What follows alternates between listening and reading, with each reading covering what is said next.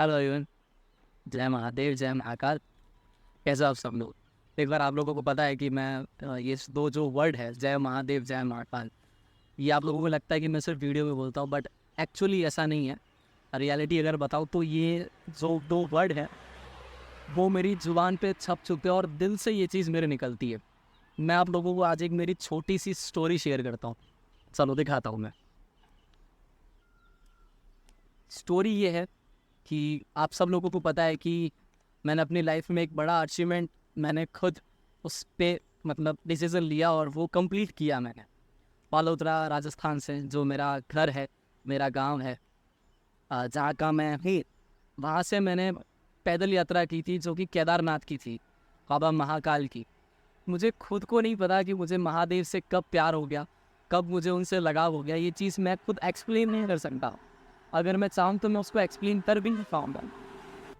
तो जैसे कि एक बात है कि पहले तो ये बताता हूँ मैंने यात्रा के लिए कब सोचा। सोचने की चीज़ कब मेरे माइंड में आई कि मैं पैदल यात्रा करूँ। मैं अहमदाबाद में था और मैं अपनी डांस क्लासेस ले रहा था, ऐसे लिए भी था। नाम जैसे एक टाइम पे मुझे मेरे भाई का कॉल आया, बड़े भैया का, कि घर पे आजा, अर्जेंट काम है। अरे क्या ऐसा क्या आदमी काम है?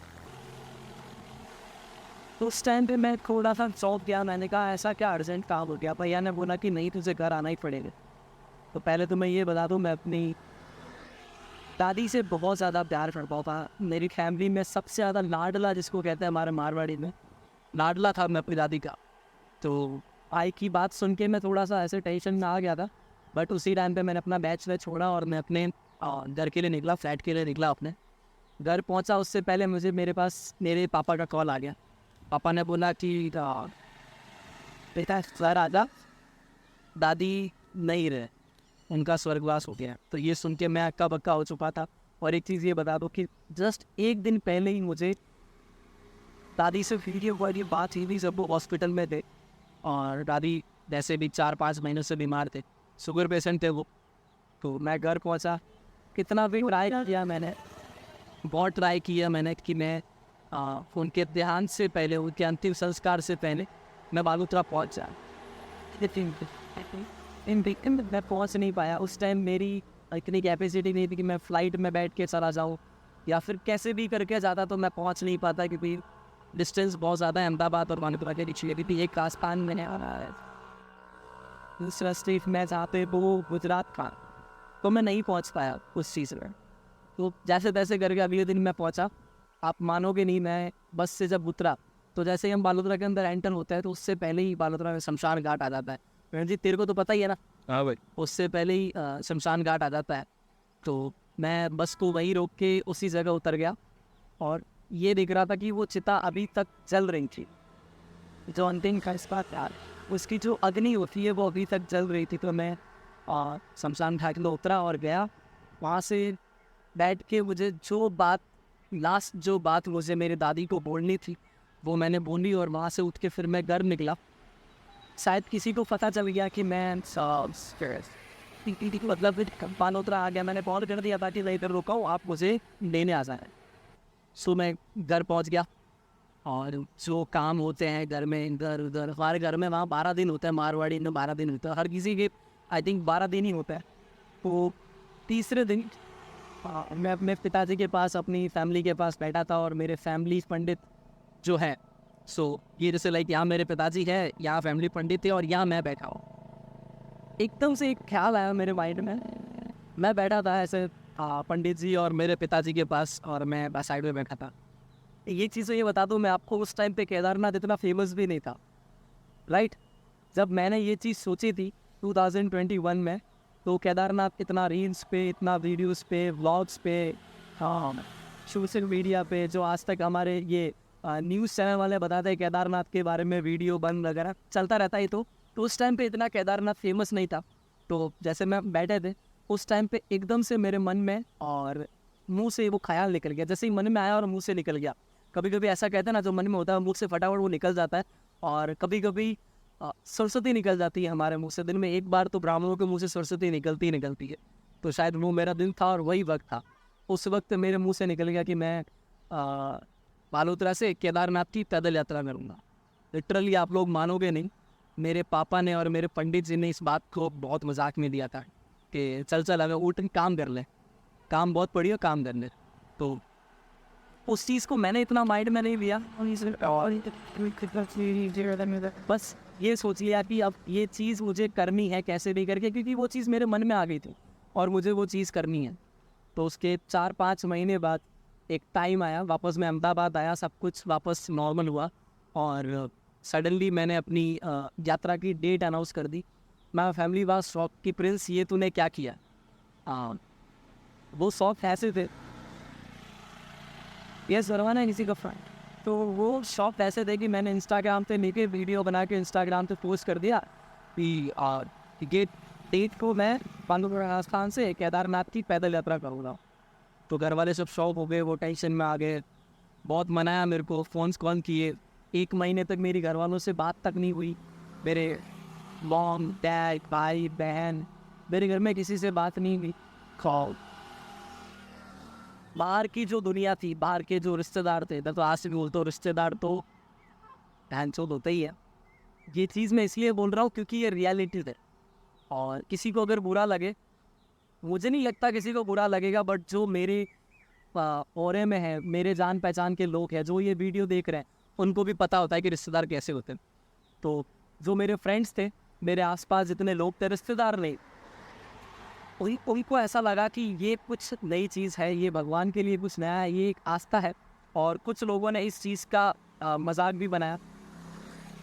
एक मेरे पापा ने और जो पंडित जी ने मजाक बनाया, वो चीज़ का मतलब कुछ अलग था, उन्होंने सीरियस नहीं लिया। और एक इस चीज़ का मजाक बनाना, वो मजाक एक बहुत ही गंदा उड़ाया था लोगों ने मेरा।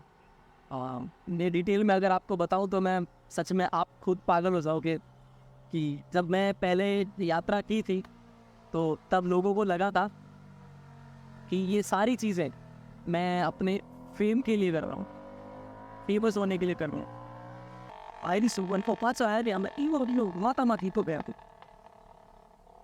बहुत लोगों ने ऐसा बोला मुझे कि प्रिंस ये चीज़ तो फेमस होने के लिए कर रहा है, वैसे कर रहा है, ऐसे कर रहा है। तो ऐसा है कि मैं उन सब लोगों को एक मैसेज दे दूं मैं पहले इस वीडियो के थ्रू, ये जो वीडियो यूट्यूब पे आप लोग देख रहे हो, कि अगर मुझे फेमस होना था तो वो बहुत पहले हो चुका था बालोतरा में।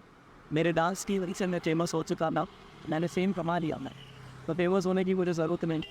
और एक चीज़ ये भी, अगर आप लोगों को लगता है कि ये मैं फेमस होने के लिए कर रहा हूँ तो इसमें कुछ गलत भी नहीं है। मैं भगवान का नाम लेके, उनकी आस्था रख के अगर मैं फेमस हो रहा हूँ, अगर मुझे लोग महादेव भक्त के नाम से जानने लगे और मैं फेमस हो रहा हूँ, तो वो सही है, वो एकदम सही है। क्योंकि आज के टाइम में लोग रेप कर रहे हैं, लोग क्या आप लोग देख रहे हो, कलयुग आ गया है।